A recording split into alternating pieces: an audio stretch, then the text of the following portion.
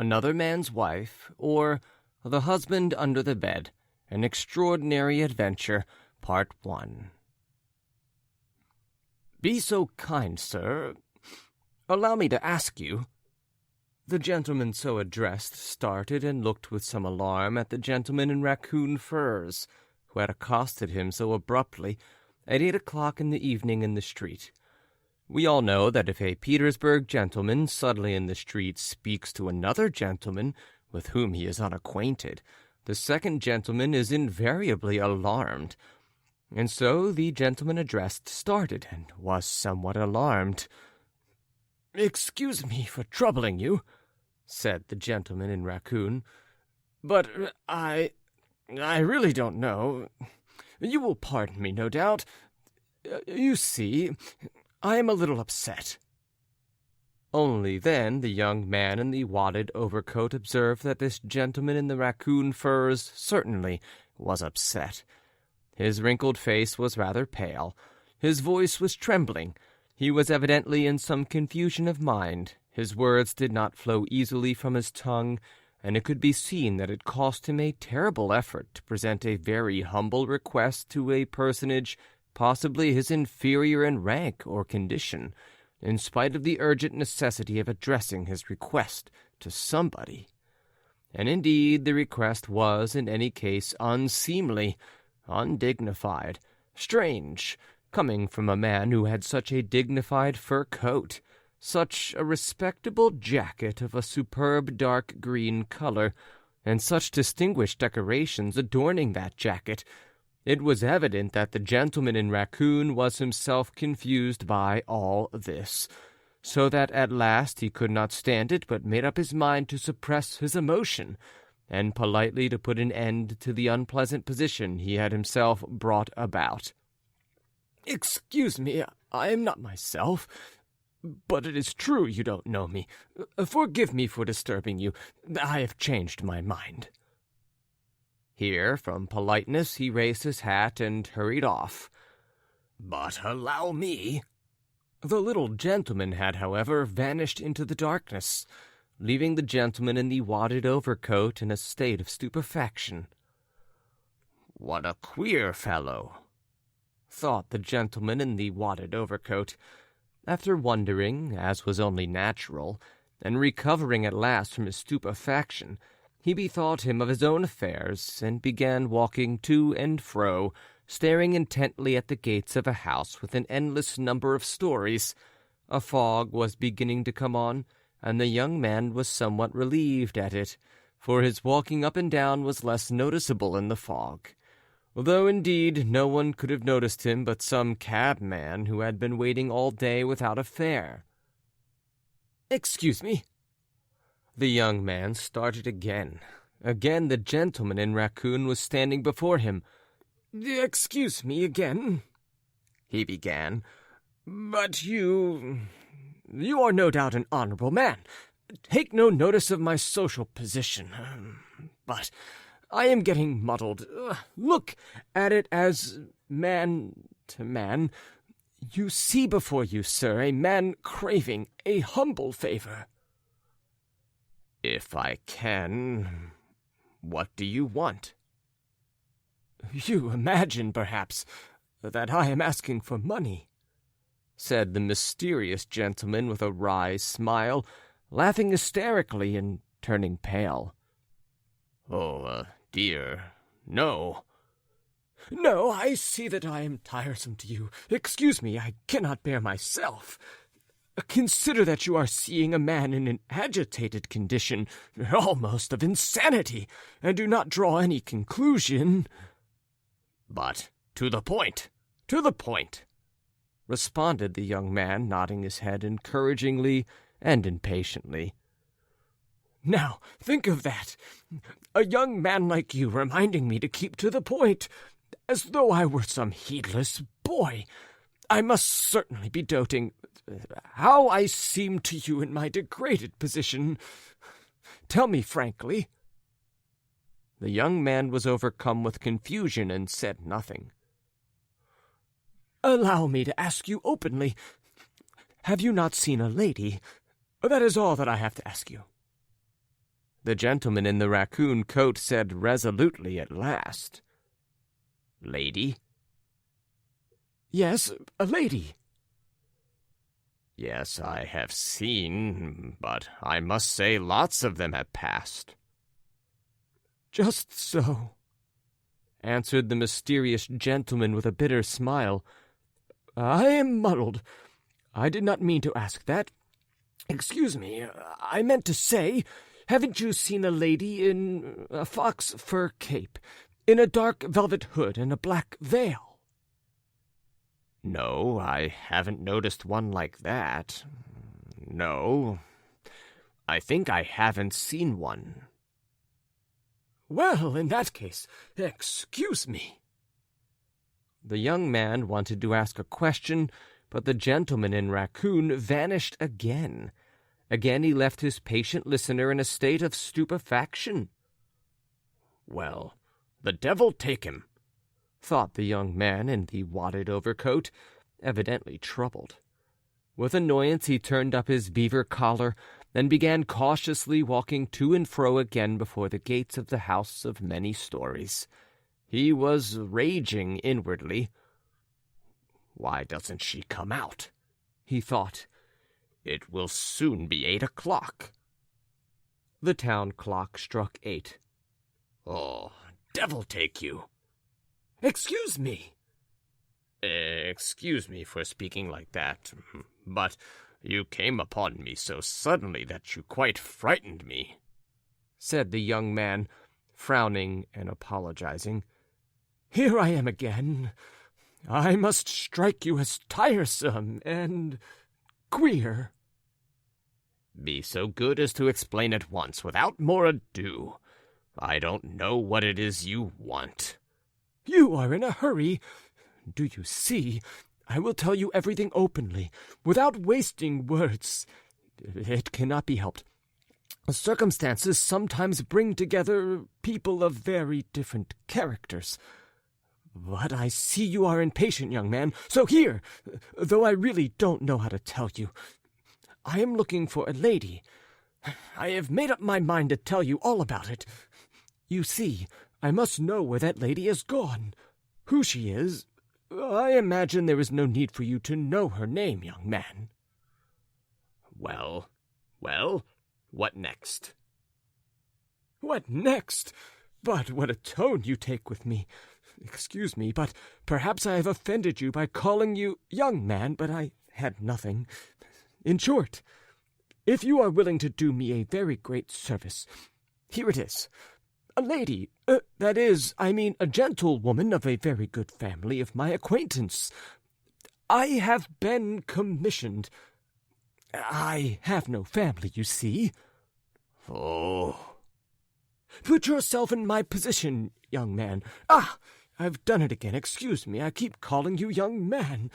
Every minute is precious. Only fancy, that lady. But cannot you tell me who lives in this house?" "But lots of people live here." "Yes, that is, you are perfectly right," answered the gentleman in raccoon, giving a slight laugh for the sake of good manners. "I feel I am rather muddled. But why do you take that tone? You see, I admit frankly that I am muddled, and however haughty you are, you have seen enough of my humiliation to satisfy you. I say a lady of honorable conduct, that is, of light tendencies. Excuse me, I am so confused. It is as though I were speaking of literature. Paul de Kock is supposed to be of light tendencies, and all the trouble comes from him, you see." The young man looked compassionately at the gentleman in raccoon, who seemed in a hopeless muddle, and, pausing, stared at him with a meaningless smile, and with a trembling hand for no apparent reason gripped the lappet of his wadded overcoat. "You ask who lives here?" said the young man, stepping back a little. "Yes, you told me lots of people live here." "Here? I know that Sofya Ostafyevna lives here, too," the young man brought out in a low and even commiserating tone. There, you see, you know something, young man." "I assure you I don't. I know nothing. I judged from your troubled air."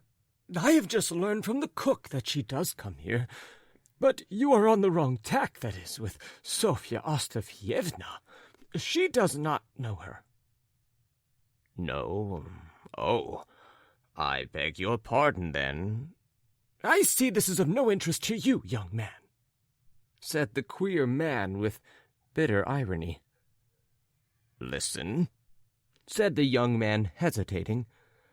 "I really don't understand why you are in such a state, but tell me frankly, I suppose you are being deceived."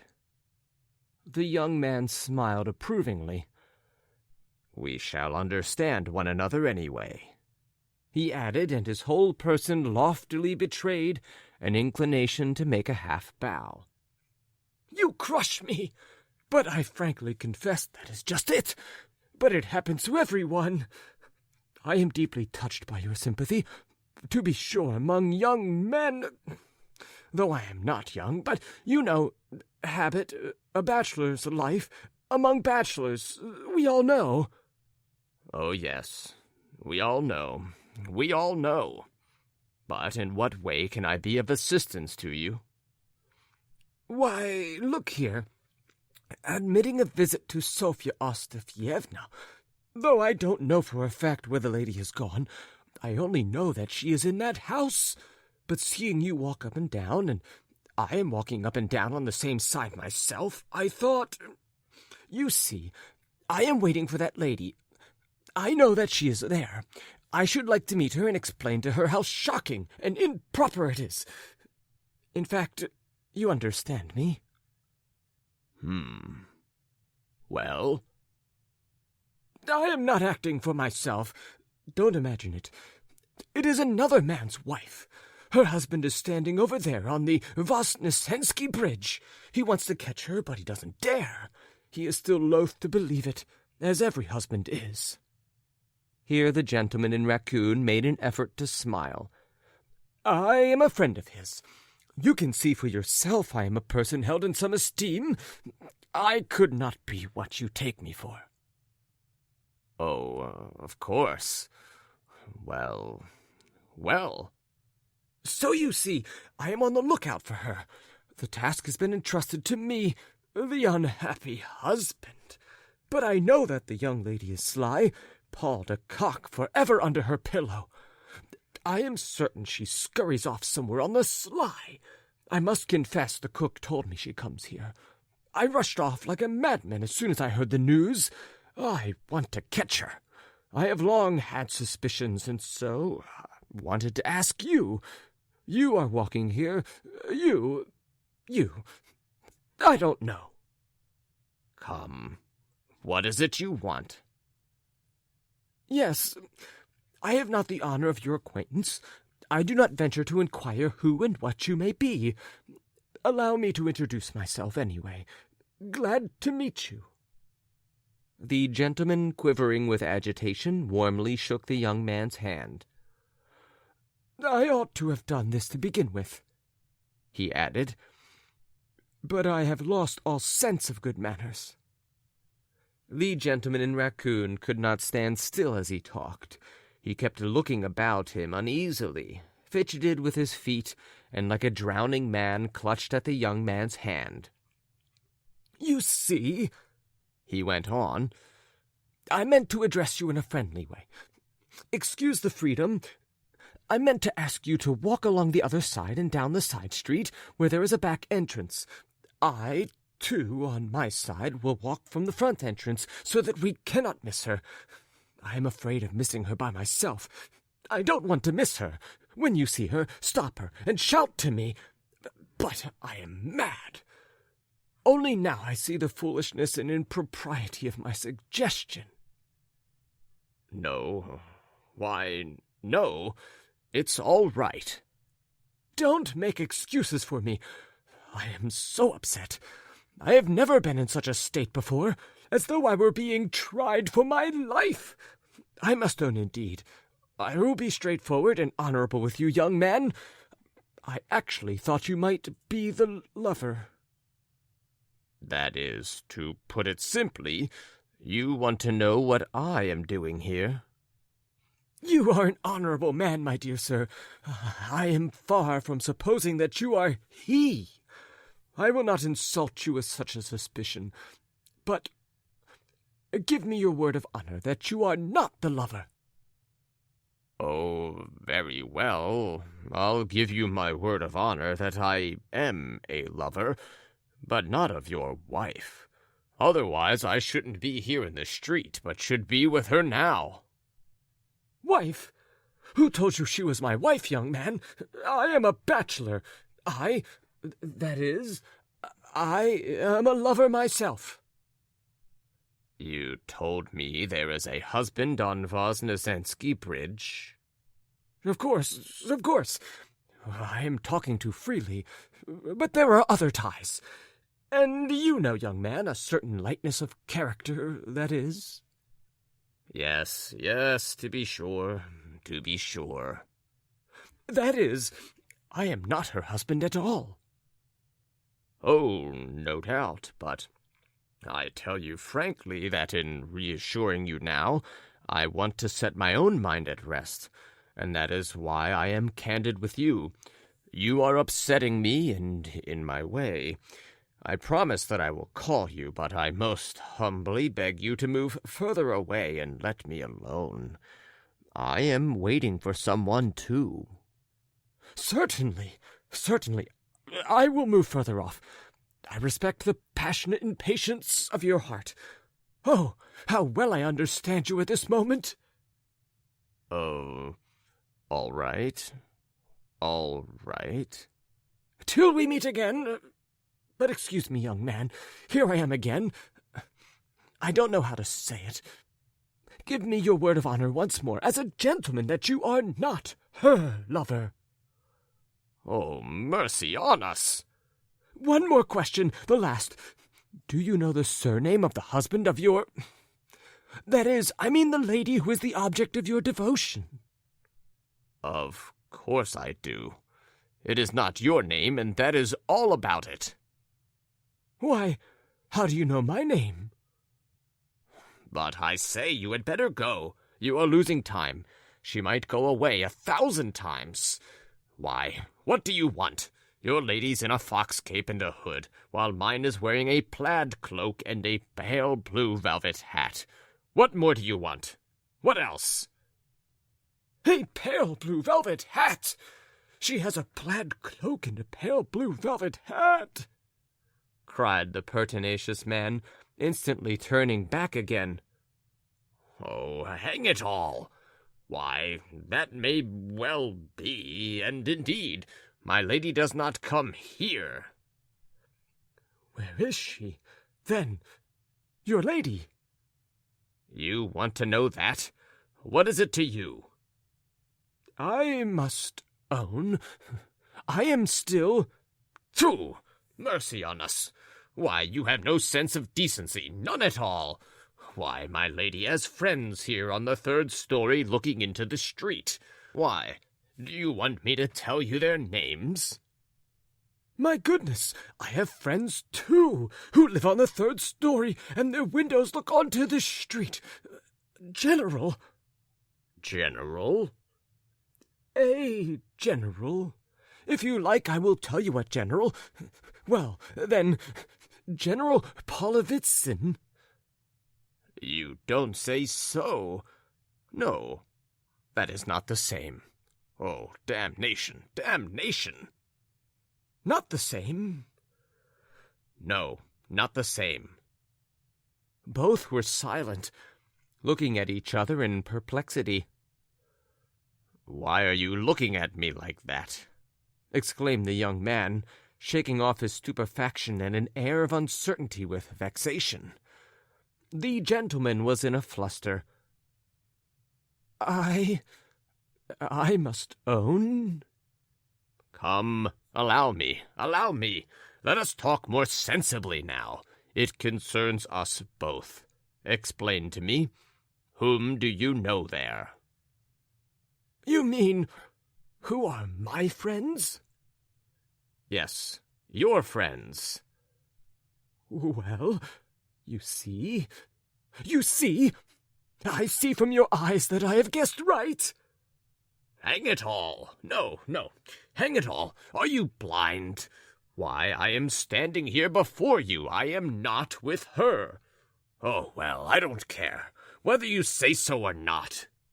Twice, in his fury, the young man turned on his heel with a contemptuous wave of his hand. Oh, I meant nothing, I assure you. As an honorable man, I will tell you all about it. At first, my wife used to come here alone. They are relatives of her. I had no suspicions. Yesterday I met His Excellency. He told me that he had moved 3 weeks ago from here to another flat in my That is, not mine, but somebody else's. The husband's on the Voznesensky Bridge. That lady had told me that she was with them the day before yesterday. In this flat, I mean. And the cook told me that His Excellency's flat had been taken by a young man named Bobanitsin. Oh, damn it all! Damn it all! My dear sir, I am in terror. I am in alarm. Oh, hang it! What is it to me that you are in terror and in alarm? Ah, over there. Someone flitted by. Over there. Where? Where? You just shout, Ivan Andreyitch, and I will run. All right. Oh, confound it. Ivan Andreyitch. Here I am, cried Ivan Andreyitch, returning utterly breathless. What is it? What is it? Where? Oh, no, I didn't mean anything. I wanted to know what this lady's name is. Glafira? No, not Glafira. Excuse me, I cannot tell you her name. As he said this, the worthy man was as white as a sheet. Oh, of course it is not Glafira. I know it is not Glafira, and mine's not Glafira. But with whom can she be? Where? There. Oh, damn it! Damn it! The young man was in such a fury that he could not stand still. There, you see! How did you know that her name was Glafira? Oh, damn it all, really! To have a bother with you, too! Why, you say that yours is not called Glafira. My dear sir, what a way to speak! Oh, the devil! As though that mattered now. What is she? Your wife? No, that is, I am not married, but I would not keep flinging the devil at a respectable man in trouble. A man, I will not say worthy of esteem, but at any rate a man of education. You keep saying, the devil, the devil. To be sure, the devil take it. So there you are. Do you understand? You are blinded by anger, and I say nothing. Oh, dear, who is that? Where? There was a noise and a sound of laughter. 2 pretty girls ran down the steps. Both the men rushed up to them. Oh, what manners! What do you want? Where are you shoving? They are not the right ones. Aha! So you've pitched on the wrong ones. Cab! Where do you want to go, mademoiselle? To Pokrov. Get in, Anushka. I'll take you. Oh, I'll sit on the other side. Off! Now, mind you, drive quickly. The cab drove off. Where did they come from? Oh, dear. Oh, dear. Hadn't we better go there? Where? Why, to Bobanitsin's. No, that's out of the question. Why? I would go there, of course, but then she would tell me some other story. She would get out of it. She would say that she had come on purpose to catch me with someone, and I should get in trouble. And you know she may be there, but you I don't know for what reason. Why, you might go to the general's. But, you know, he has moved. That doesn't matter, you know. She has gone there, so you go too. Don't you understand? Behave as though you didn't know the general had gone away. Go as though you had come to fetch your wife, and so on. And then? Well, and then find the person you want at Bobanitsyn's. Phew, damnation take you. What a senseless... Well, and what is it to you, my finding? You see... What? What, my good man? What? You are on the same old tack again. Oh, Lord have mercy on us. You ought to be ashamed, you absurd person, you senseless person. Yes, but why are you so interested? Do you want to find out? Find out what? What? Oh, well, damnation take you. I have no thoughts for you now. I'll go alone. Go away. Get along. Look out. Be off. My dear sir, you are almost forgetting yourself, cried the gentleman in raccoon in despair. Well, what of it? What if I am forgetting myself? Said the young man, setting his teeth, and stepping up to the gentleman in raccoon in a fury. What of it? Forgetting myself before whom? He thundered, clenching his fists. But allow me, sir. Well, who are you? Before whom am I forgetting myself? What is your name? I don't know about that, young man. Why do you want my name? I cannot tell it you. I had better come with you. Let us go. I won't hang back. I am ready for anything. But I assure you I deserve greater politeness and respect. You ought never to lose your self-possession, and if you are upset about something, I can guess what about. At any rate, there is no need to forget yourself. You are still a very, very young man. What is it to me that you are old? There's nothing wonderful in that. Go away. Why are you dancing about here? How am I old? Of course, in position, but I am not dancing about. I can see that, but get away with you. No, I'll stay with you. You cannot forbid me. I am mixed up in it, too. I will come with you. Well, then, keep quiet. Keep quiet. Hold your tongue. They both went up the steps and ascended the stairs to the third story. It was rather dark. Stay. Have you got matches? Matches? What matches? Do you smoke cigars? Oh, yes, I have. Here they are. Here, stay. The gentleman in raccoon rummaged in a fluster. Phew! What a senseless... Damnation! I believe this is the door. This... Why are you bawling? Hush. My dear sir, overcoming my feelings, you are a reckless fellow, so there.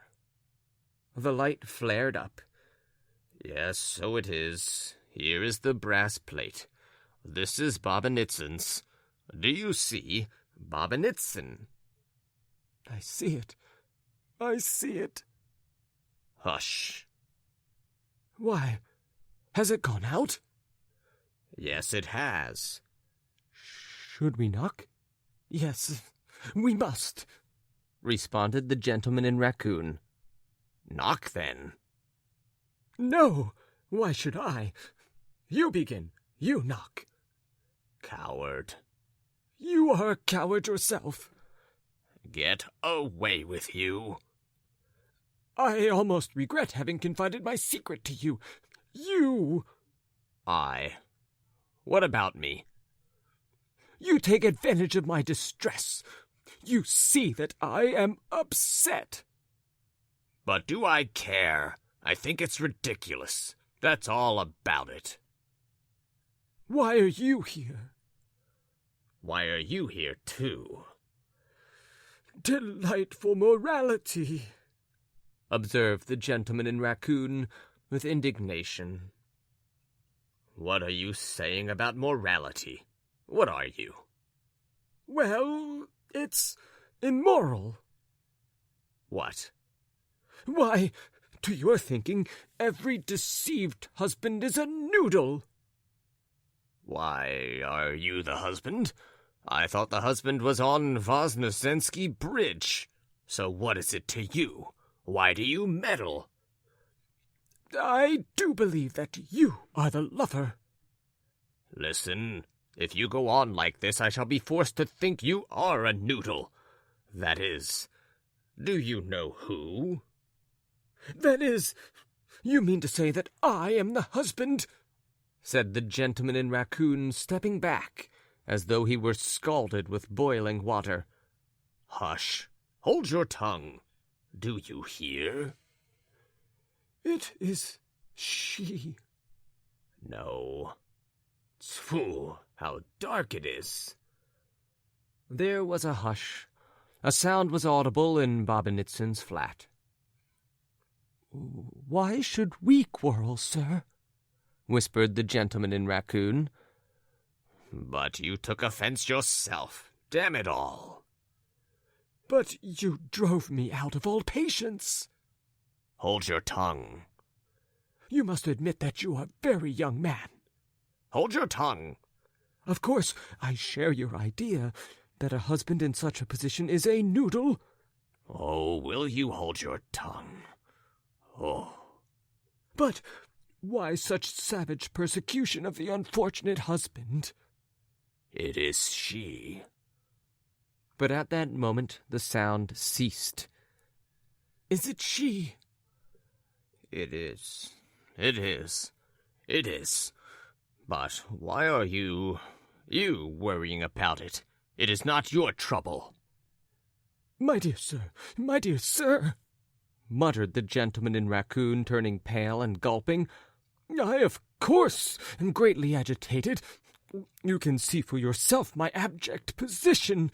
But now it's night, of course. But tomorrow, though indeed we are not likely to meet tomorrow, though I am not afraid of meeting you, and besides, it is not I, it is my friend on the Voznesensky Bridge. It really is he. It is his wife. It is somebody else's wife. Poor fellow. I assure you I know him very intimately. If you will allow me, I will tell you all about it. I am a great friend of his, as you can see for yourself, or I shouldn't be in such a state about him now. As you see for yourself, several times I said to him, 'Why are you getting married, dear boy? You have position, you have means. You are highly respected. Why risk it all at the caprice of coquetry? You must see that.' 'No, I am going to be married,' he said. 'Domestic bliss.' Here's domestic bliss for you. In old days he deceived other husbands. Now he is drinking the cup. You must excuse me, but this explanation was absolutely necessary. He is an unfortunate man and is drinking the cup now." At this point, the gentleman in raccoon gave such a gulp that he seemed to be sobbing in earnest. "Ah, damnation take them all! There are plenty of fools. But who are you?" The young man ground his teeth in anger.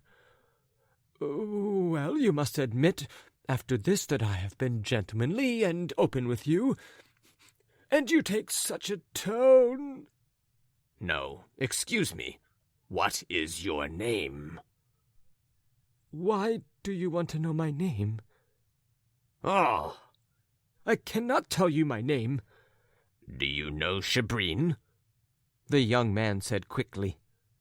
"Shabrine!" "Yes, Shabrine. Ha!" Saying this, the gentleman in the wadded overcoat mimicked the gentleman in raccoon. "Do you understand?" "No! What Shabrine?" answered the gentleman in raccoon in a fluster. He's not Chabrine. He's a very respectable man. I can excuse your discourtesy due to the tortures of jealousy. He is a scoundrel, a mercenary soul, a rogue that takes bribes. He steals government money. He'll be had up for it before long. Excuse me, said the gentleman in raccoon, turning pale. You don't know him. I see that you don't know him at all. No, I don't know him personally, but I know him from others who are in close touch with him. From what others, sir?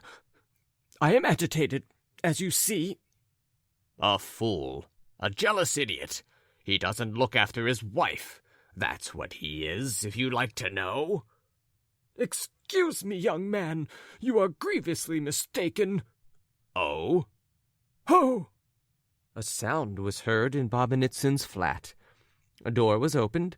Voices were heard. Oh, that's not she. I recognize her voice. I understand it all now. This is not she, said the gentleman in raccoon, turning as white as a sheet. Hush.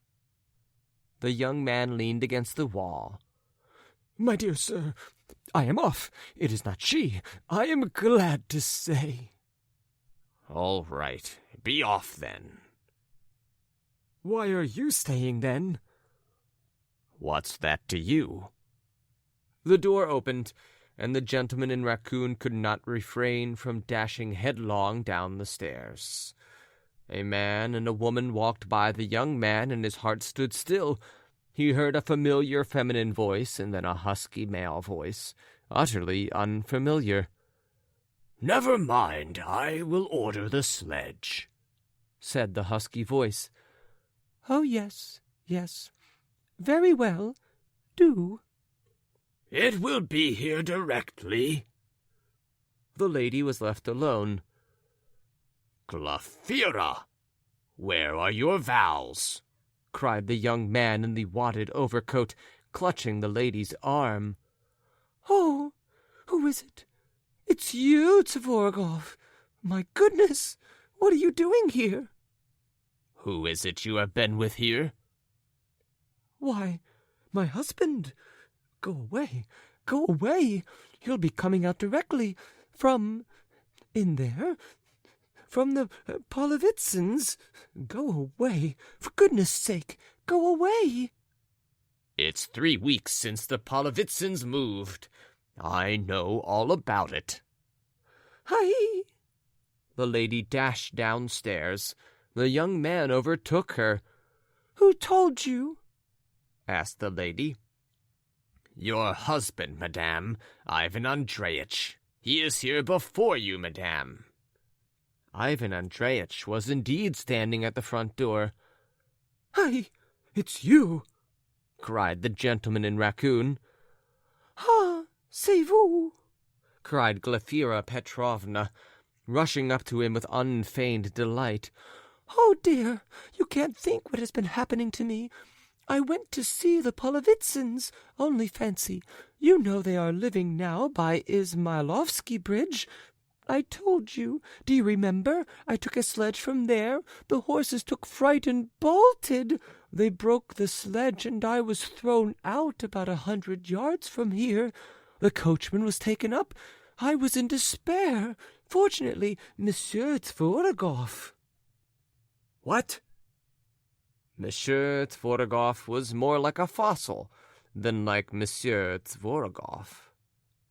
Monsieur Tvorogov saw me here and undertook to escort me. But now you are here, and I can only express my warm gratitude to you, Ivan Ilyitch. The lady gave her hand to the stupefied Ivan Ilyitch, and almost pinched instead of pressing it.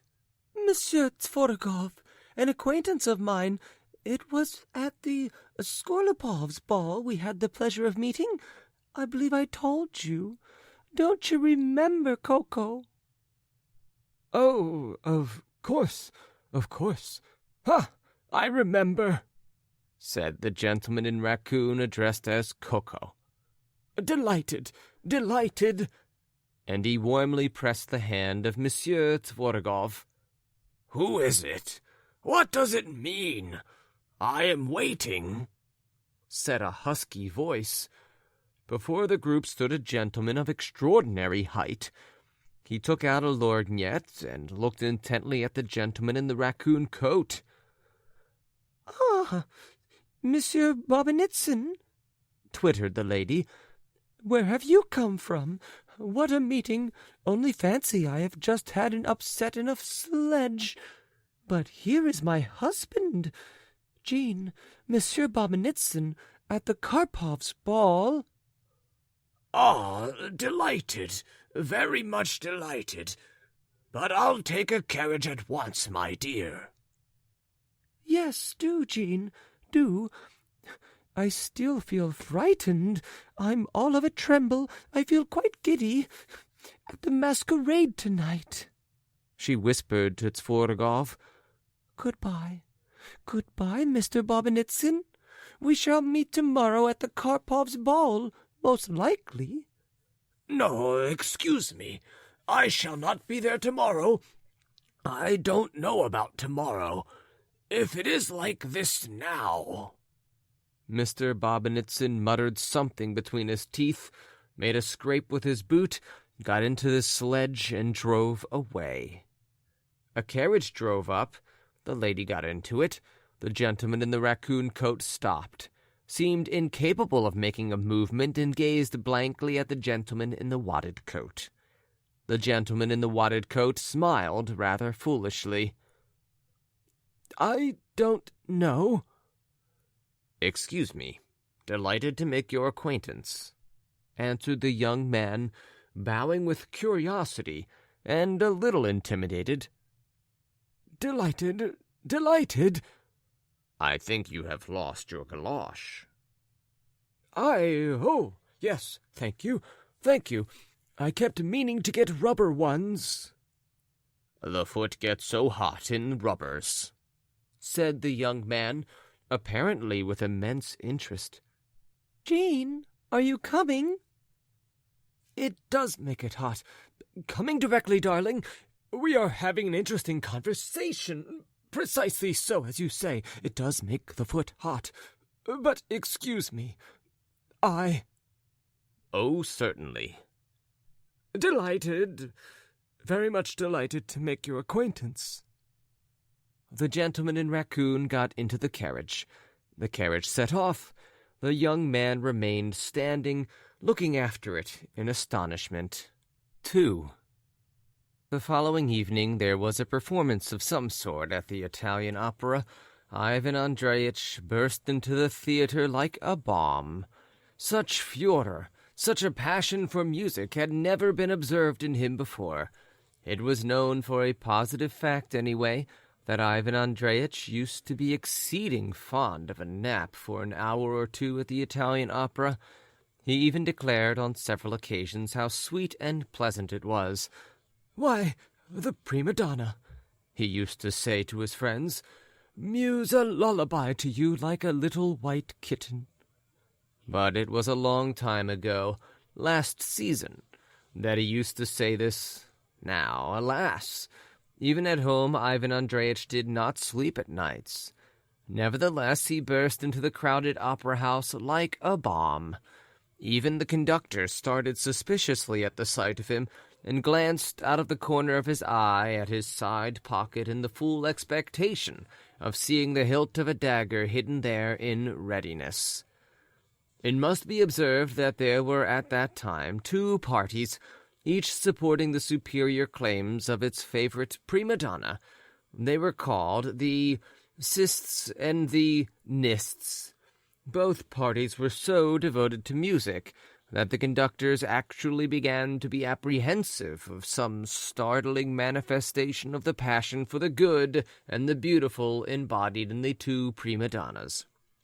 This was how it was that, looking at this youthful dash into the parterre of a gray-haired senior, though indeed he was not actually gray-haired, but a man about 50, rather bald, and altogether of respectable appearance, The conductor could not help recalling the lofty judgment of Hamlet, Prince of Denmark, upon the evil example set by age to youth, and as we have mentioned above, looking out of the corner of his eye at the gentleman's side pocket in the expectation of seeing a dagger.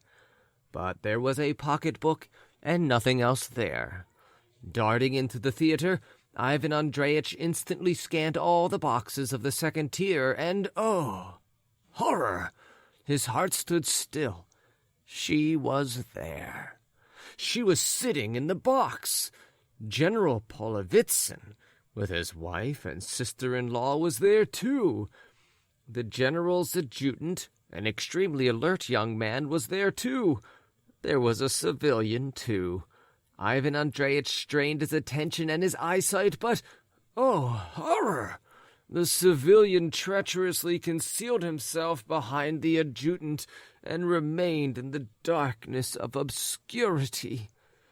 She was here, and yet she had said she would not be here. It was this duplicity for some time displayed in every step Glafira Petrovna took which crushed Ivan Andreyitch. This civilian youth reduced him at last to utter despair. He sank down in his stall utterly overwhelmed. Why? One may ask. It was a very simple matter. It must be observed that Ivan Andreyitch's stall was close to the baignoire, and to make matters worse, the treacherous box in the second tier was exactly above his stall, so that to his intense annoyance he was utterly unable to see what was going on over his head, at which he raged and got as hot as a samovar. The whole of the first act passed unnoticed by him. That is, he did not hear a single note of it.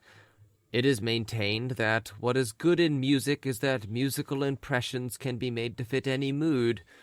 The man who rejoices finds joy in its strains, while he who grieves finds sorrow in it. A regular tempest was howling in Ivan Andreyitch's ears. To add to his vexation, such terrible voices were shouting behind him, before him, and on both sides of him, that Ivan Andreyitch's heart was torn. At last, the act was over. At the instant when the curtain was falling, our hero had an adventure such as no pen can describe. It sometimes happens that a playbill flies down from the upper boxes. When the play is dull and the audience is yawning, this is quite an event for them. They watch with particular interest the flight of the extremely soft paper from the upper gallery, and take pleasure in watching its zigzagging journey down to the very stalls, where it infallibly settles on some head which is quite unprepared to receive it. It is certainly very interesting to watch the embarrassment of the head, for the head is invariably embarrassed. I am indeed always in terror over the ladies' opera glasses which usually lie on the edge of the boxes. I am constantly fancying that they will fly down on some unsuspecting head, but I perceive that this tragic observation is out of place here, and so I shall send it to the columns of those newspapers which are filled with advice, warnings against swindling tricks, against unconscientiousness, hints for getting rid of beetles if you have them in the house, recommendations of the celebrated Mr. Principi, sworn foe of all beetles in the world, not only Russian but even foreign, such as Prussian cockroaches and so on. But Ivan Andreyitch had an adventure which has never hitherto been described. There flew down on his, as already stated, somewhat bald head, not a playbill. I confess I am actually ashamed to say what did fly down upon his head, because I am really loath to remark that on the respectable and bare, that is, partly hairless, head of the jealous and irritated Ivan Andreyitch, there settled such an immoral object as a scented love-letter. Poor Ivan Andreyitch, utterly unprepared for this unforeseen and hideous occurrence, started as though he had caught upon his head a mouse or some other wild beast. That the note was a love letter, of that there could be no mistake. It was written on scented paper, just as love letters are written in novels, and folded up so as to be treacherously small, so that it might be slipped into a lady's glove. It had probably fallen by accident at the moment it had been handed to her. The playbill might have been asked for instance, and the note, deftly folded in the playbill, was being put into her hands. But an instant, perhaps an accidental nudge from the adjutant, extremely adroit in his apologies for his awkwardness, and the note had slipped from a little hand that trembled with confusion, and the civilian youth, stretching out his impatient hand, received, instead of the note, the empty playbill, and did not know what to do with it. A strange and unpleasant incident for him, no doubt, but you must admit that for Ivan Andreyitch it was still more unpleasant. "Predestiné," he murmured, breaking out into a cold sweat and squeezing the note in his hands. "Predestiné. The bullet finds the guilty man." The thought flashed through his mind. "No, that's not right. In what way am I guilty? But there is another proverb, 'Once out of luck, never out of trouble.'" But it was not enough that there was a ringing in his ears and a dizziness in his head at this sudden incident. Ivan Andreyitch sat petrified in his chair, as the saying is, more dead than alive. He was persuaded that his adventure had been observed on all sides, although at that moment the whole theatre began to be filled with uproar and calls of encore. He sat overwhelmed with confusion, flushing crimson and not daring to raise his eyes, as though some unpleasant surprise, something out of keeping with the brilliant assembly, had happened to him. At last he ventured to lift his eyes. "Charmingly sung," he observed to a dandy sitting on his left side. The dandy, who was in the last stage of enthusiasm, clapping his hands and still more actively stamping with his feet, gave Ivan Andreyitch a cursory and absent-minded glance, and immediately putting up his hands like a trumpet to his mouth, so as to be more audible, shouted the prima donna's name. Ivan Andreyitch, who had never heard such a roar, was delighted. "He has noticed nothing," he thought, and turned round, but the stout gentleman who was sitting behind him had turned round too, and with his back to him was scrutinizing the boxes through his opera glass. "He is all right too," thought Ivan Andreyitch. In front, of course, nothing had been seen.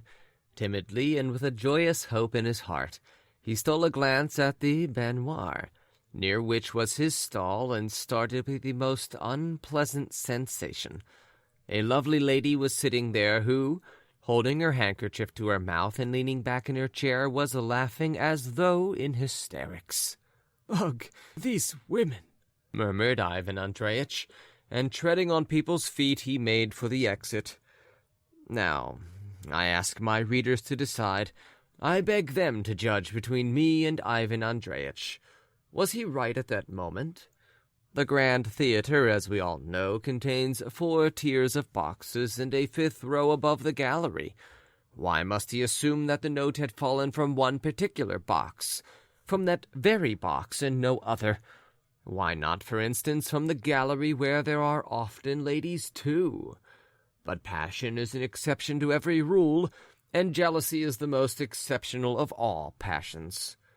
Ivan Andreyitch rushed into the foyer, stood by the lamp, broke the seal, and read, "Today, immediately before the performance, in G Street, at the corner of X Lane, K Buildings on the 3rd floor, the first on the right from the stairs, the front entrance.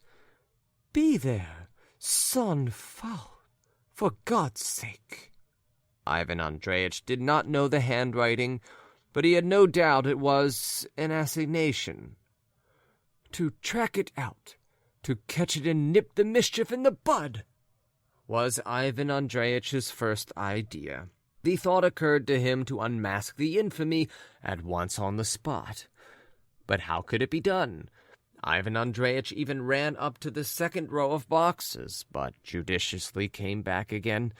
He was utterly unable to decide where to run. Having nothing clear he could do, he ran round to the other side and looked through the open door of somebody else's box at the opposite side of the theater. Yes, it was so. It was. Young ladies and young men were sitting in all the seats vertically, one above another, in all the 5 tiers. The note might have fallen from all tiers at once, for Ivan Andreyitch suspected all of them of being in a plot against him. But nothing made him any better, no probabilities of any sort. The whole of the second act he was running up and down all the corridors and could find no peace of mind anywhere. He would have dashed into the box office in hope of finding from the attendant there the names of the persons who had taken boxes on all the 4 tiers, but the box office was shut. At last there came an outburst of furious shouting and applause. The performance was over. Calls for the singers began, and 2 voices from the top gallery were particularly deafening, the leaders of the opposing factions. But they were not what mattered to Ivan Andreyitch. Already thoughts of what he was to do next flitted through his mind. He put on his overcoat and rushed off to G Street, to surprise them there, to catch them unawares, to unmask them, and in general to behave somewhat more energetically than he had done the day before. He soon found the house, and was just going in at the front door when the figure of a dandy in an overcoat darted forward right in front of him, passed him, and went up the stairs to the 3rd story. It seemed to Ivan Andreyitch that this was the same dandy, though he had not been able at the time to distinguish his features in the theater. His heart stood still. The dandy was 2 flights of stairs ahead of him. At last he heard a door opened on the 3rd floor, and opened without the ringing of a bell, as though the visitor was expected. The young man disappeared into the flat. Ivan Andreyitch mounted to the 3rd floor before there was time to shut the door. He meant to stand at the door, to reflect prudently on his next step, to be rather cautious, and then to determine upon some decisive course of action. But at that very minute a carriage rumbled up to the entrance. The doors were flung open noisily, and heavy footsteps began ascending to the 3rd story to the sound of coughing and clearing of the throat. Ivan Andreyitch could not stand his ground, and walked into the flat with all the majesty of an injured husband. A servant-maid rushed to meet him, much agitated. Then a manservant appeared, but to stop Ivan Andreyitch was impossible. He flew in like a bomb, and crossing 2 dark rooms, suddenly found himself in a bedroom facing a lovely young lady, who was trembling all over with alarm, and gazing at him in utter horror, as though she could not understand what was happening around her. At that instant there was a sound in the adjoining room of heavy footsteps, coming straight towards the bedroom. They were the same footsteps that had been mounting the stairs. "Goodness! It is my husband!" cried the lady, clasping her hands and turning whiter than her dressing gown. End of Another Man's Wife, Part 1, by Fyodor Dostoevsky. Another Man's Wife, or The Husband Under the Bed, An Extraordinary Adventure, Part 2. Ivan Andreyitch felt that he had come to the wrong place, that he had made a silly, childish blunder, that he had acted without due consideration, that he had not been sufficiently cautious on the landing, but there was no help for it. The door was already opening, already the heavy husband, that is, if he could be judged by his footsteps, was coming into the room. I don't know what Ivan Andreyitch took himself to be at that moment. I don't know what prevented him from confronting the husband, telling him that he had made a mistake, confessing that he had unintentionally behaved in the most unseemly way, making his apologies and vanishing. Not, of course, with flying colors, not, of course, with glory, but at any rate departing in an open and gentlemanly manner. But no, Ivan Andreyitch again behaved like a boy, as though he considered himself a Don Juan or a Lovelace. He first hid himself behind the curtain of the bed, and finally, feeling utterly dejected and hopeless, he dropped on the floor and senselessly crept under the bed.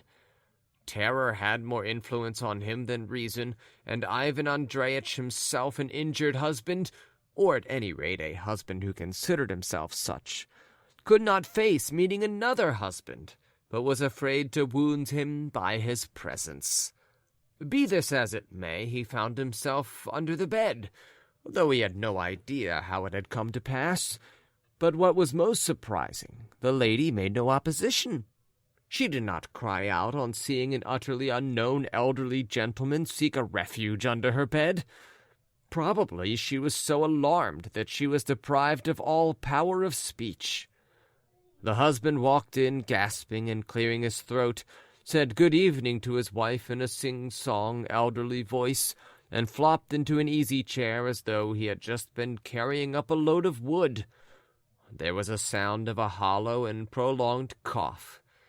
Ivan Andreyitch, transformed from a ferocious tiger to a lamb, timid and meek as a mouse before a cat, scarcely dared to breathe for terror, though he might have known from his own experience that not all injured husbands bite.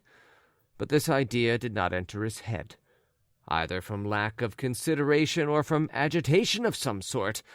Cautiously, softly, feeling his way, he began to get right under the bed so as to lie more comfortably there. What was his amazement when with his hand he felt an object which, to his intense amazement, stirred and in its turn seized his hand. Under the bed there was another person. "Who's this?" whispered Ivan Andreyitch. "Well, I am not likely to tell you who I am," whispered the strange man. "Lie still and keep quiet, if you have made a mess of things." "But I say—" "Hold your tongue." And the extra gentleman, for one was quite enough under the bed, the extra gentleman squeezed Ivan Andreyitch's hand in his fist so that the latter almost shrieked with pain. "My dear sir—" "Shh!" "Then don't pinch me so, or I shall scream." "All right, scream away. Try on." Ivan Andreyitch flushed with shame. The unknown gentleman was sulky and ill-humored. Perhaps it was a man who had suffered more than once from the persecutions of fate, and had more than once been in a tight place. But Ivan Andreyitch was a novice, and could not breathe in his constricted position. The blood rushed to his head. However, there was no help for it. He had to lie on his face.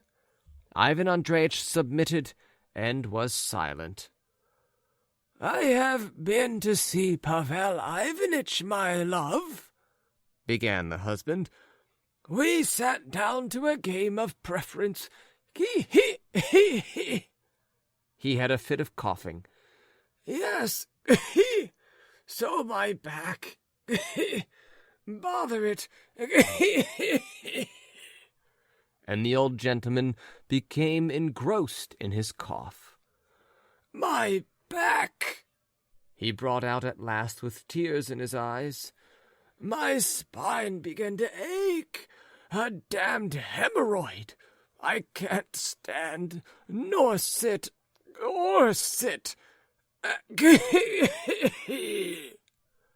And it seemed as though the cough that followed was destined to last longer than the old gentleman in possession of it.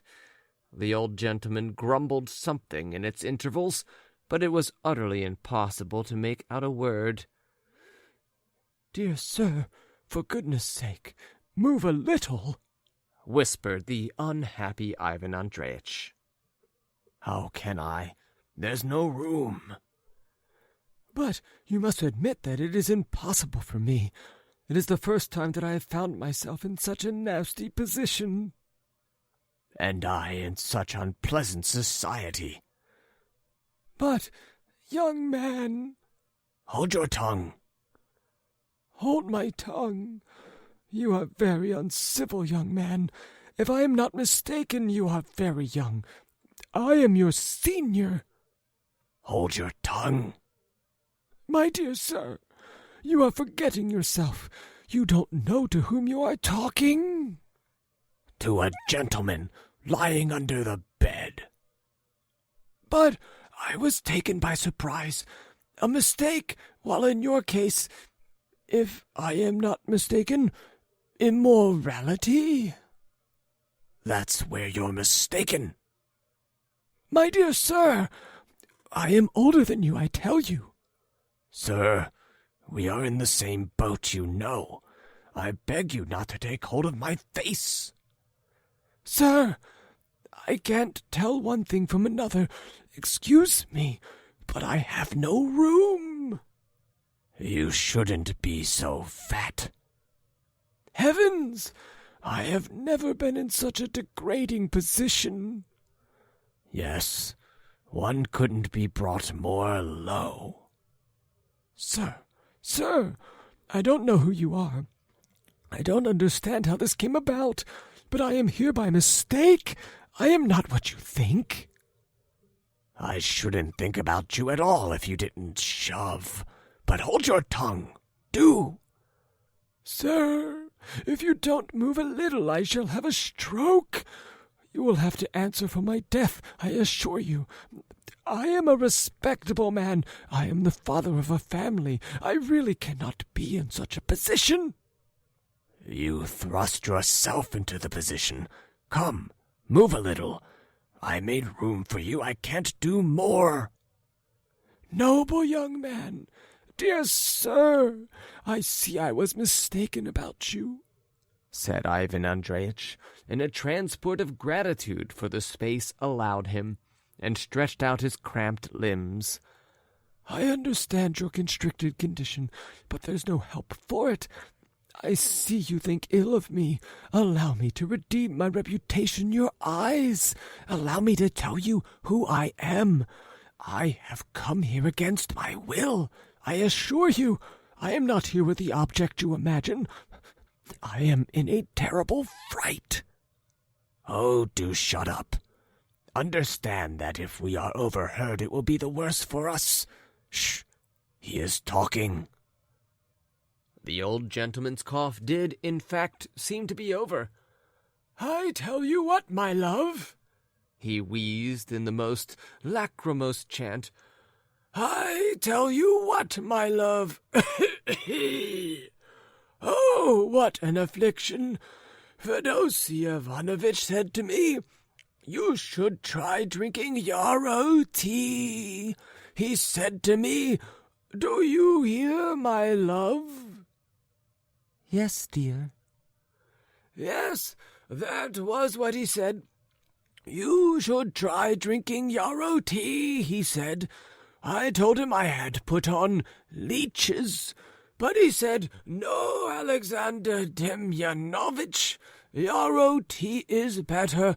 It's a laxative, I tell you." Oh, dear. What do you think, my love? Oh, my God. Had I better try yarrow tea? Oh. And so on. I think it would be just as well to try that remedy, said his wife. Yes, it would be. You may be in consumption, he said. And I told him it was gout and irritability of the stomach. But he would have it that it might be consumption. What do you think? What do you think, my love? Is it consumption? My goodness, what are you talking about? Why, consumption. You had better undress and go to bed now, my love. I've got a cold in my head today." "Alf," said Ivan Andreyitch, "for God's sake, do move a little." "I really don't know what is the matter with you. Can't you lie still?" "You are exasperated against me, young man. You want to wound me, I see that. You are, I suppose, this lady's lover?" "Shut up." "I will not shut up. I won't allow you to order me about. You are no doubt her lover. If we are discovered, I am not to blame in any way. I know nothing about it." "If you do not hold your tongue," said the young man, grinding his teeth, "I will say that you brought me here. I'll say that you are my uncle who has dissipated his fortune. Then they won't imagine I am this lady's lover anyway." "Sir, you amuse yourself at my expense. You're exhausting my patience." "Hush, or I will make you hush. You are a curse to me. Come, tell me what you are here for. If you were not here, I could lie here somehow till morning and then get away." "But I can't lie here till morning. I'm a respectable man. I have family ties, of course.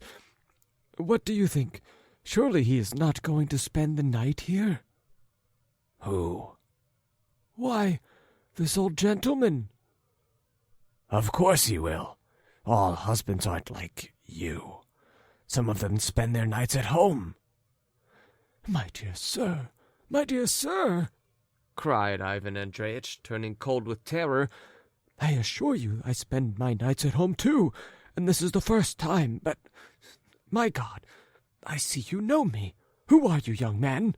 Tell me at once, I beseech you, from disinterested friendship, who are you?" "Listen, I shall resort to violence." "But allow me, sir, to tell you. Allow me to explain all this horrid business."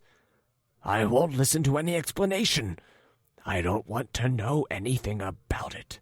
Be silent, or—" "But I cannot." A slight skirmish took place under the bed, and Ivan Andreyitch subsided. "My love, it sounds as though there were cats hissing." "Cats? What will you imagine next?" Evidently the lady did not know what to talk to her husband about. She was so upset that she could not pull herself together. Now she started and pricked up her ears. "What cats?" "Cats, my love. The other day I went into my study, and there was the tomcat in my study, and hissing, 'Shoo, shoo, shoo.' I said to him, 'What is it, pussy?' And he went, 'Shoo, shoo, shoo,' again, as though he were whispering, I thought. Merciful heavens, isn't he hissing as a sign of my death?" "What nonsense are you talking today? You ought to be ashamed, really." "Never mind. Don't be cross, my love. I see you don't like to think of me dying. I didn't mean it. But you had better undress and go to bed, my love, and I'll sit here while you go to bed." "For goodness' sake, leave off afterwards." "Well, don't be cross. But really I think there must be mice here." "Why, first cats and then mice? I really don't know what is the matter with you." "Oh, I am all right. Never mind. Oh, Lord have mercy on me. You hear you are making such an upset that he hears you," whispers the young man. "But if you knew what is happening to me, my nose is bleeding." "Let it bleed. Shut up. Wait till he goes away." "But, young man, put yourself in my place. Why, I don't know with whom I am lying." "Would you be any better off if you did? Why, I don't want to know your name. By the way, what is your name?" No, what do you want with my name? I only want to explain the senseless way in which—" "Hush! He is speaking again." "Really, my love, there is whispering." "Oh, no, it's the cotton wool in your ears has got out of place." "Oh, by the way, talking of the cotton wool, do you know that upstairs, upstairs, And so on. "Upstairs," whispered the young man. "Oh, the devil! I thought that this was the top story. Can it be the second?" "Young man," whispered Ivan Andreyitch. "what did you say? For goodness sake, why does it concern you? I thought it was the top story, too. Tell me, for God's sake, is there another story?" "Really, someone is stirring," said the old man, leaving off coughing at last. "Hush! Do you hear?"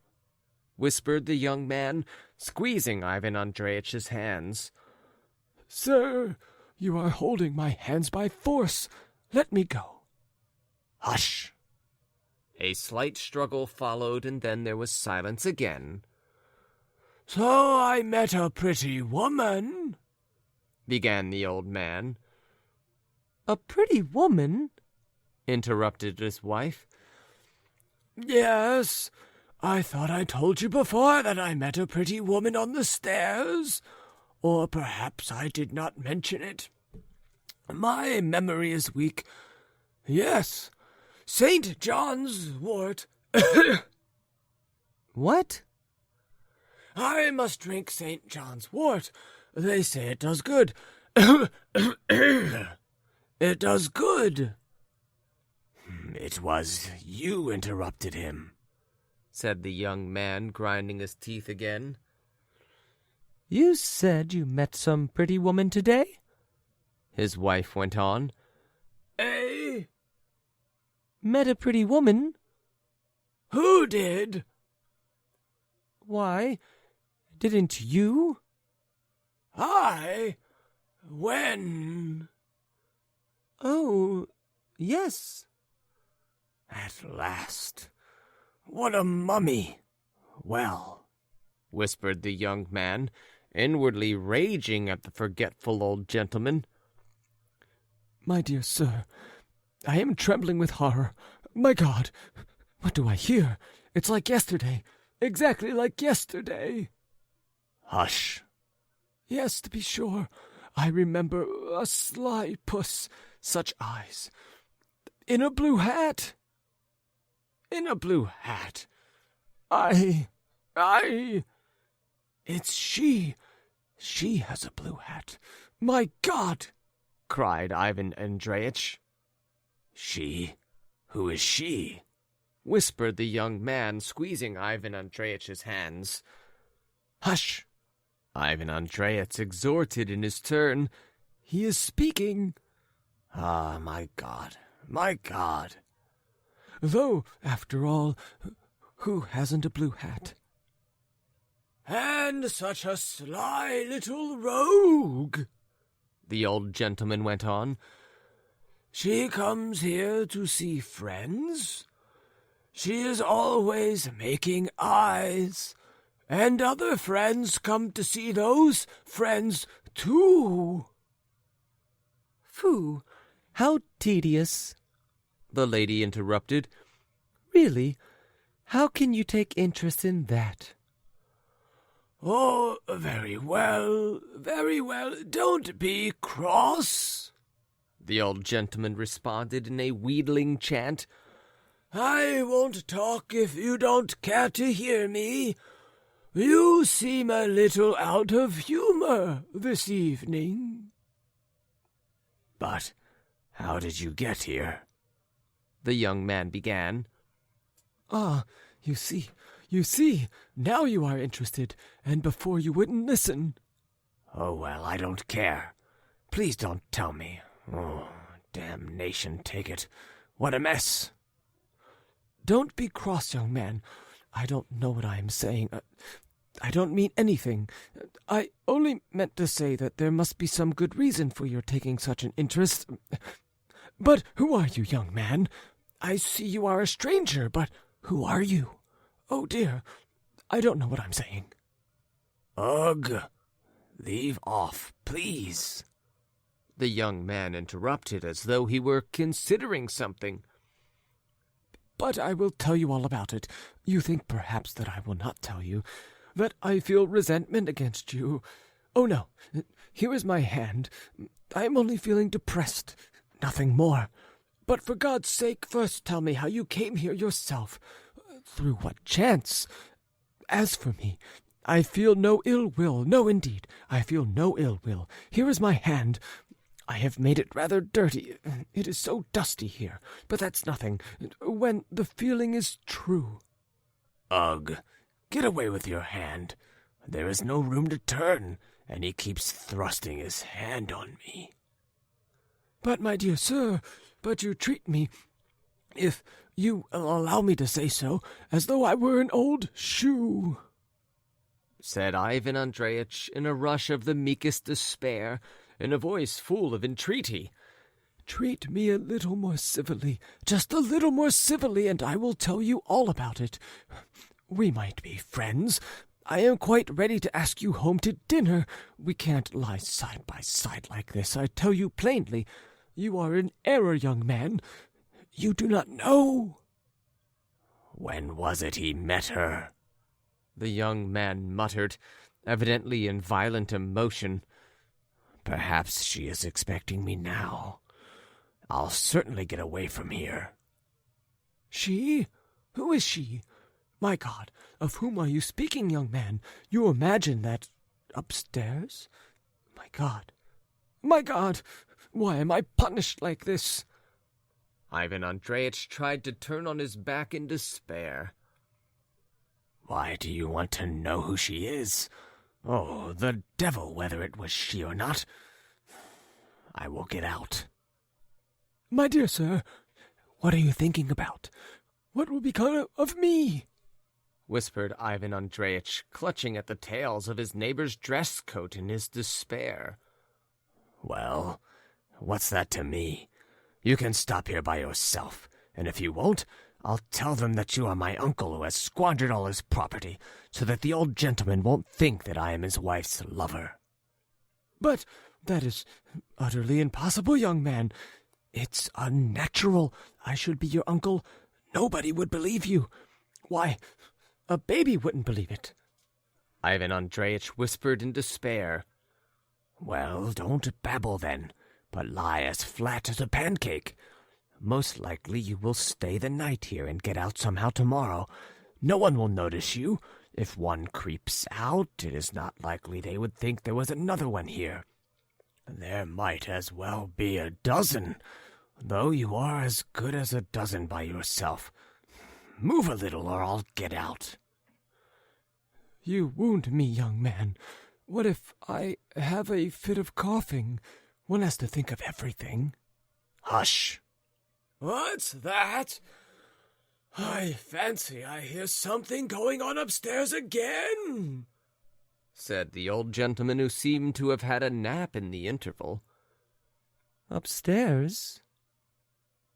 Do you hear, young man? I shall get out. Well, I hear. My goodness, young man, I am going. Oh, well, I am not then. I don't care. If there is an upset, I don't mind. But do you know what I suspect? I believe you are an injured husband. So there. Good heavens, what cynicism! Can you possibly suspect that? Why, a husband. I am not married. Not married? Fiddlesticks! I may be a lover myself. A nice lover. My dear sir, my dear sir! Oh, very well. I will tell you the whole story. Listen to my desperate story. It is not I. I am not married. I am a bachelor like you. It is my friend, a companion of my youth. I am a lover. He told me that he was an unhappy man. I am drinking the cup of bitterness, he said. I suspect my wife. Well, I said to him reasonably, why do you suspect her? But you are not listening to me. Listen, listen. Jealousy is ridiculous, I said to him. Jealousy is a vice. No, he said. I am an unhappy man. I am drinking. That is, I suspect my wife.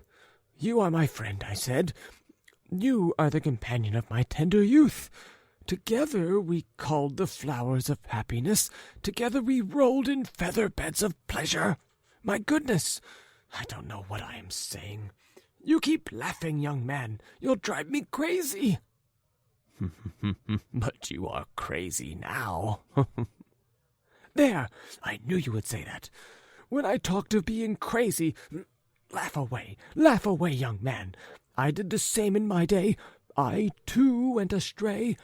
Ah, I shall have inflammation of the brain. What is it, my love? I thought I heard someone sneeze. The old man chanted. Was that you sneezed, my love? Oh, goodness, said his wife. Tch, sounded from under the bed. They must be making a noise upstairs, said his wife, alarmed, for there certainly was a noise under the bed. Yes, upstairs, said the husband. Upstairs. I told you just now. I met that I met a young swell with moustaches. Oh dear, my spine! A young swell with moustaches. With moustaches? My goodness, that must have been you, whispered Ivan Andreitch. Merciful heavens, what a man! Why, I am here, lying here with you. How could he have met me? But don't take hold of my face. My goodness, I shall faint in a minute. There certainly was a loud noise overhead at this moment. What can be happening there? Whispered the young man. My dear sir, I am in alarm. I am in terror. Help me. Hush. There really is a noise, my love. There's a regular hubbub. And just over our bedroom, too. Hadn't I better send up to inquire? Well, what will you think of next? Oh, well, I won't. But really, how cross you are today. Oh, dear, you had better go to bed. Liza, you don't love me at all. Oh, yes, I do. For goodness' sake, I am so tired. Well, I am going. Oh, no, don't go, cried his wife. Or, no, better go. Why, what is the matter with you? 1 minute I am to go, and the next I'm not. It really is bedtime. The Panafindin's little girl. The little girl. I saw her little girl's Nuremberg doll. Well, now it's dolls. A pretty doll. He is saying goodbye, said the young man. He is going, and we can get away at once, do you hear? You can rejoice. Oh, God grant it. It is a lesson to you. Young man, a lesson for what? I feel it, but you are young. You cannot teach me. I will, though. Listen. Oh, dear, I'm going to sneeze. Hush, if you dare. But what can I do? Oh, there is such a smell of mice here. I can't help it. Take my handkerchief, cut up my pocket. I can't stir. Oh, my God. My God. Why am I so punished? Here is your handkerchief. I will tell you what you are punished for. You are jealous. Goodness knows on what grounds. You rush about like a madman, burst into other people's flats, create a disturbance. Young man, I have not created a disturbance. Hush! Young man, you can't lecture to me about morals. I am more moral than you. Hush! Oh, my God. Oh, my God! You create a disturbance. You frighten a young lady, a timid woman who does not know what to do for terror, and perhaps will be ill. You disturb a venerable old man suffering from a complaint and who needs repose above everything. And all this what for? Because you imagine some nonsense which sets you running all over the neighborhood. Do you understand what a horrid position you are in now? I do very well, sir. I feel it. But you have not the right. Hold your tongue. What has right got to do with it? Do you understand that this may have a tragic ending? Do you understand that the old man who is fond of his wife may go out of his mind when he sees you creep out from under the bed? But no, you are incapable of causing a tragedy. When you crawl out, I expect everyone who looks at you will laugh. I should like to see you in the light. You must look very funny.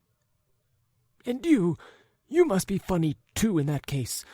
I should like to have a look at you, too. I dare say you would. You must carry the stamp of immorality, young man.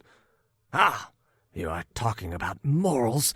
How do you know why I'm here? I am here by mistake. I made a mistake in the story, and the deuce knows why they let me in. I suppose she must have been expecting someone. Not you, of course. I hid under the bed when I heard your stupid footsteps, when I saw the lady was frightened. Besides, it was dark. And why should I justify myself to you? You are a ridiculous, jealous old man, sir. Do you know why I don't crawl out? Perhaps you imagine I am afraid to come out. No, sir, I should have come out long ago, but I stay here from compassion for you. Why? What would you be taken for if I were not here? You'd stand facing them like a post. You know you wouldn't know what to do. Why, like that object? Couldn't you find anything else to compare me with, young man? Why shouldn't I know what to do? I should know what to do. Oh, my goodness, how that wretched dog keeps barking. Hush! Oh, it really is. That's because you keep jabbering. You've waked the dog. Now there will be trouble. The lady's dog, who had till then been sleeping on a pillow in the corner, suddenly awoke, sniffed strangers, and rushed under the bed with a loud bark. Oh, my God! What a stupid dog! Whispered Ivan Andreyitch. It will get us all into trouble. Here's another affliction. Oh, well, you are such a coward that it may well be so. Ami, come here, cried the lady. Ici. But the dog, without heeding her, made straight for Ivan Andreyitch. Why is it Mishka keeps barking? Said the old gentleman. There must be mice or the cat under there. I seem to hear a sneezing. And Pussy had a cold this morning. Lie still, whispered the young man. Don't twist about. Perhaps it will leave off. Sir, let go of my hands, sir. Why are you holding them? Hush, be quiet. But mercy on us, young man. It will bite my nose. Do you want me to lose my nose? A struggle followed, and Ivan Andreyitch got his hands free. The dog broke into volleys of barking. Suddenly it ceased barking and gave a yelp. "Hi!" cried the lady. Monster, what are you doing? Cried the young man. You will be the ruin of us both. Why are you holding it? Good heavens! He is strangling it. Let it go, monster. You know nothing of the heart of women if you can do that. She will betray us both if you strangle the dog. But by now Ivan Andreyitch could hear nothing. He had succeeded in catching the dog, and in a paroxysm of self-preservation had squeezed its throat. The dog yelled and gave up the ghost. "We are lost," whispered the young man. "Amishka! Amishka!" cried the lady. "My God, what are they doing with my Amishka? Amishka! Amishka! Ici! Oh, the monsters! Barbarians! Oh, dear! I feel giddy!" "What is it? What is it?" cried the old gentleman, jumping up from his easy-chair. "What is the matter with you, my darling? Amishka! Here, Amishka! Amishka! Amishka!" cried the old gentleman, snapping with his fingers and clicking with his tongue and calling Amishka from under the bed. "Amishka! Ici! Ici! The cat cannot have eaten him. The cat wants a thrashing, my love. He hasn't had a beating for a whole month, the rogue. What do you think? I'll talk to Praskovya Zahayevna. But, my goodness, what is the matter, my love? Oh, how white you are! Oh, servants! Servants!" And the old gentleman ran about the room. "Villains! Monsters!"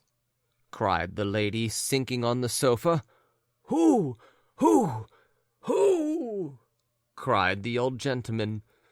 "There are people here, strangers, there, under the bed. Oh, my God! Amishka! Amishka! What have they done to you?" Good heavens! What people? Amishka.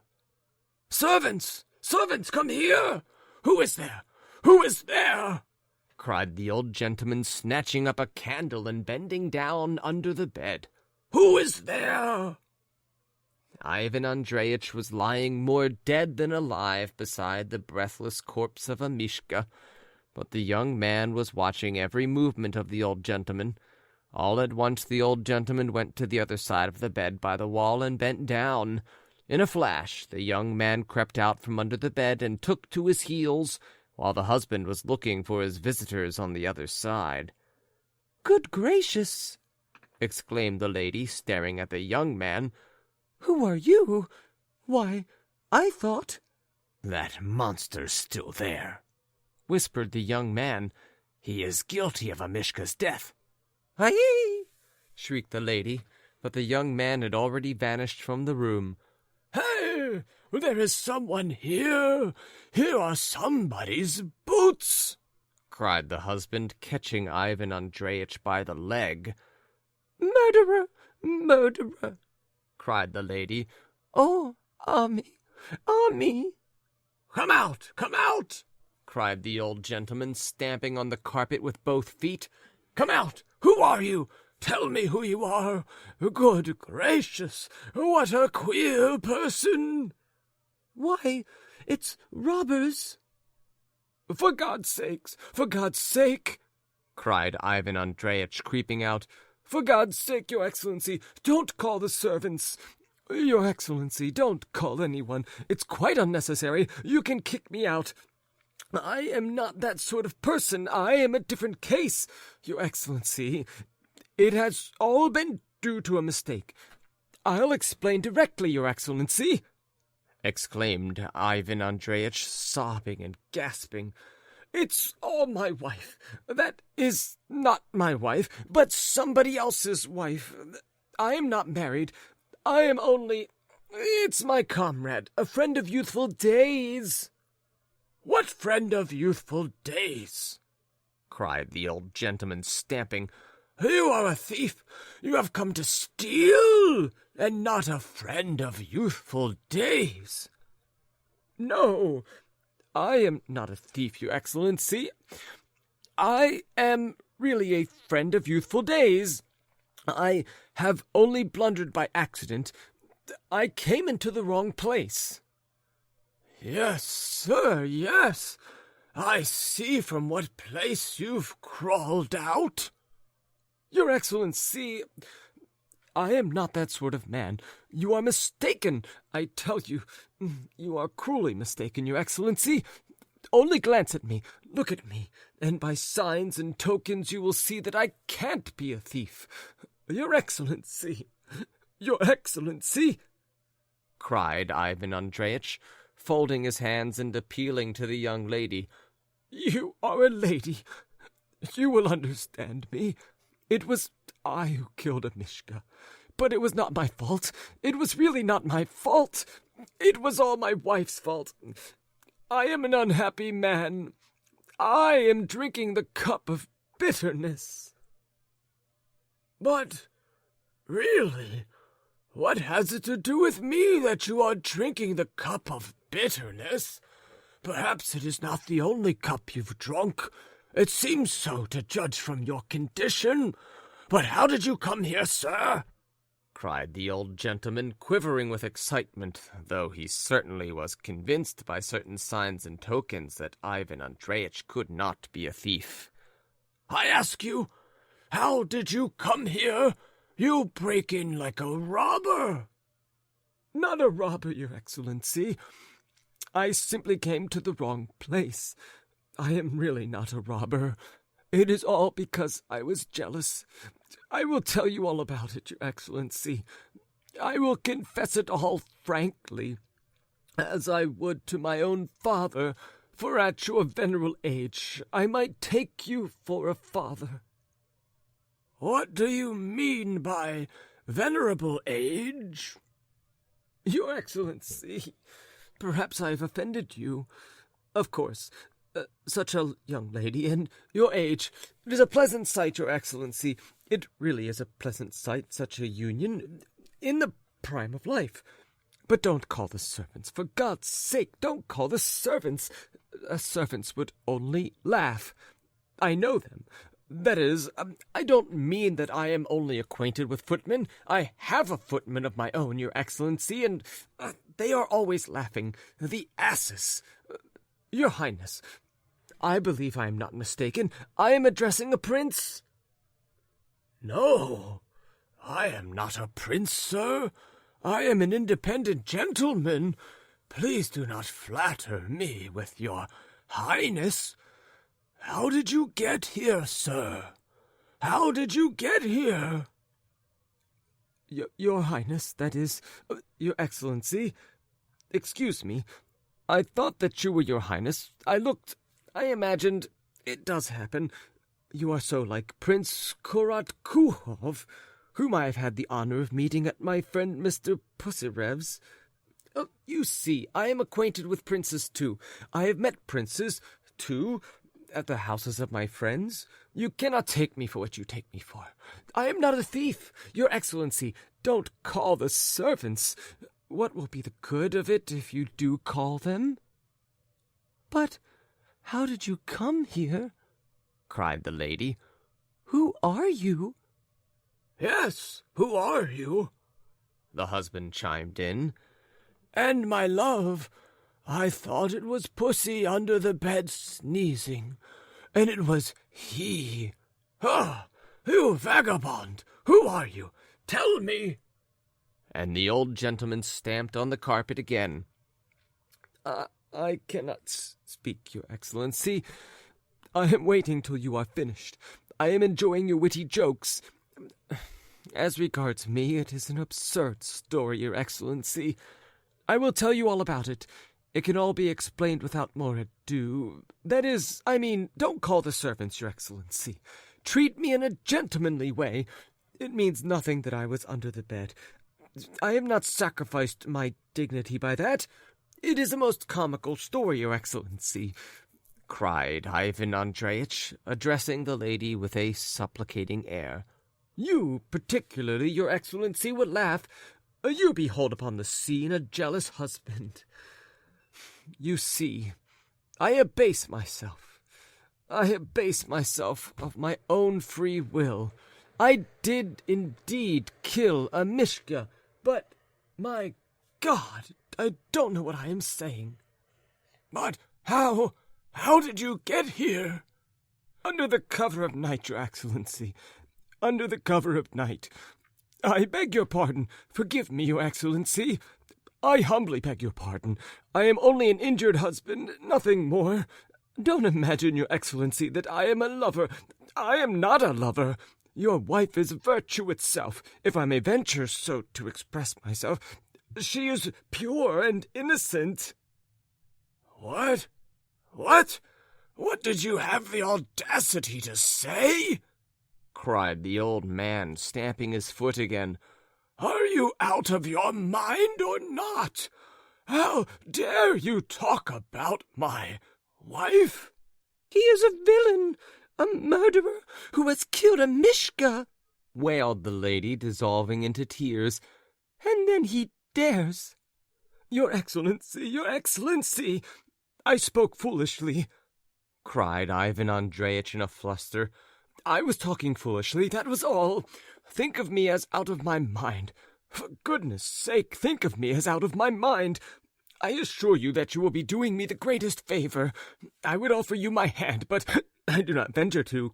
I was not alone. I was an uncle. I mean to say that you cannot take me for the lover. Goodness, I've put my foot in it again. Do not be offended, your Excellency, cried Ivan Andreyitch to the lady. You are a lady. You understand what love is. It is a delicate feeling. But what am I saying? I am talking nonsense again. That is, I mean to say that I am an old man. That is, a middle-aged man, not an old man. That I cannot be your lover. That a lover is a Richardson. That is a Lovelace. I am talking nonsense, but you see, your Excellency, that I am a well-educated man and know something of literature. You are laughing, your Excellency. I am delighted that I have provoked your mirth, your Excellency. Oh, how delighted I am that I have provoked your mirth. My goodness, what a funny man, cried the lady, exploding with laughter. Yes, he is funny, and in such a mess, said the old man, delighted that his wife was laughing. He cannot be a thief, my love. But how did he come here? It really is strange. It is like a novel. Why, at the dead of night in a great city, a man under the bed. Strange, funny, Rinaldini after a fashion. But that is no matter. No matter, your Excellency. I will tell you all about it. And I will buy you a new lapdog, your Excellency. A wonderful lapdog, such a long coat, such short little legs it can't walk more than a step or two. It runs a little, gets entangled in its own coat and tumbles over. One feeds it on nothing but sugar. I will bring you one. I will certainly bring you one. The lady was rolling from side to side with laughter. Oh, dear, I shall have hysterics. Oh, how funny he is. Yes, he is funny, and he is in a mess. Your Excellency, I am now perfectly happy. I would offer you my hand, but I do not venture to, your Excellency. I feel that I have been in error, but now I am opening my eyes. I am certain my wife is pure and innocent. I was wrong in suspecting her. Wife, his wife, cried the lady with tears in her eyes through laughing. He married! Impossible! I should never have thought it, said the old gentleman. Your Excellency, my wife, it is all her fault. That is, it is my fault. I suspected her. I knew that an assignation had been arranged here, upstairs. I intercepted a letter, made a mistake about the story, and got under the bed. Hee. Ha ha ha ha ha ha. Ivan Andreyitch began laughing at last. Oh, how happy I am! Oh, how wonderful to see that we are all so happy and harmonious, and my wife is entirely innocent. That must be so, your Excellency. Do you know, my love, who it was? Said the old man, at last recovering from his mirth. Who? She must be the pretty woman who makes eyes, the one with the dandy. It's she. I bet that's his wife."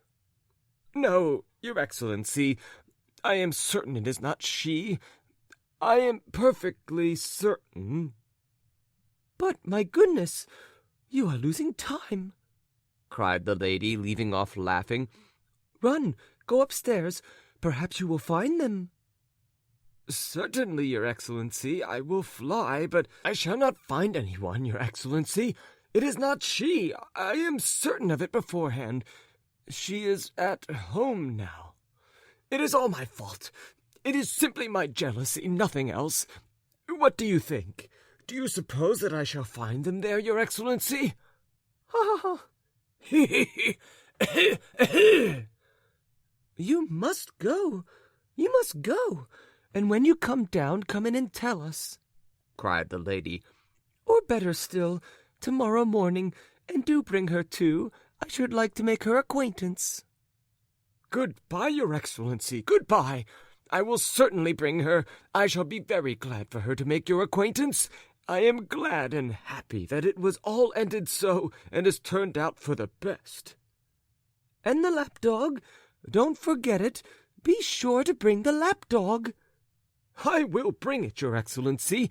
I will certainly bring it," responded Ivan Andreyitch, darting back into the room, for he had already made his bows and withdrawn. "I will certainly bring it. It is such a pretty one. It is just as though a confectioner had made it of sweetmeats, and it's such a funny little thing, gets entangled in its own coat and falls over. It really is a lapdog. I said to my wife, 'How is it, my love? It keeps tumbling over.' 'It is such a little thing,' she said, 'as though it were made of sugar, Your Excellency. Goodbye, Your Excellency. Very, very glad to make your acquaintance. Very glad to make your acquaintance." Ivan Andreyitch bowed himself out. "Hey, sir! Stay! Come back!" cried the old gentleman after the retreating Ivan Andreyitch. The latter turned back for the third time. "I still can't find the cat. Didn't you meet him when you were under the bed?" "No, I didn't, Your Excellency. Very glad to make his acquaintance, though, and I shall look upon it as an honor." "He has a cold in his head now, and keeps sneezing and sneezing. He must have a beating." Yes, Your Excellency, of course. Corrective punishment is essential with domestic animals." "What?" "I say that corrective punishment is necessary, Your Excellency, to enforce obedience in the domestic animals." "Ha! Well, goodbye, goodbye. That is all I had to say." Coming out into the street, Ivan Andreyitch stood for a long time in an attitude that suggested that he was expecting to have a fit in another minute. He took off his hat, wiped the cold sweat from his brow, screwed up his eyes, thought a minute, and set off homeward. What was his amazement when he learned at home that Glafira Petrovna had come back from the theatre a long, long time before, that she had a toothache, that she had sent for the doctor, that she had sent for leeches, and that now she was lying in bed and expecting Ivan Andreyitch. Ivan Andreyitch slapped himself on the forehead, told the servant to help him wash and to brush his clothes, and at last ventured to go into his wife's room. "Where is it you spend your time? Look what a sight you are! What do you look like? Where have you been lost all this time? Upon my word, sir, your wife is dying, and you have to be hunted for all over the town. Where have you been? Surely you have not been tracking me, trying to disturb a rendezvous I am supposed to have made, though I don't know with whom. For shame, sir, you are a husband. People will soon be pointing at you in the street." "My love," responded Ivan Andreyitch. But at this point he was so overcome with confusion that he had to feel in his pocket for his handkerchief and to break off in the speech he was beginning, because he had neither words, thoughts, or courage. What was his amazement, horror, an alarm, when with his handkerchief fell out of his pocket the corpse of a Mishka. Ivan Andreyitch had not noticed that when he had been forced to creep out from under the bed. In an access of despair and unreasoning terror, he had stuffed a Mishka into his pocket, with a faraway idea of burying the traces, concealing the evidence of his crime, and so avoiding the punishment he deserved. "What's this?" cried his spouse. "A nasty dead dog? Goodness, where has it come from? What have you been up to? Where have you been? Tell me at once where you have been." "My love," answered Ivan Andreyitch, almost as dead as a Mishka. "My love." But here we will leave our hero, till another time, for a new and quite different adventure begins here.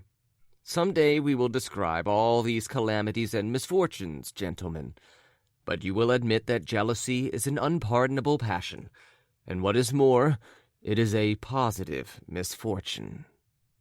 End of Part 2 of Another Man's Wife by Fyodor Dostoevsky.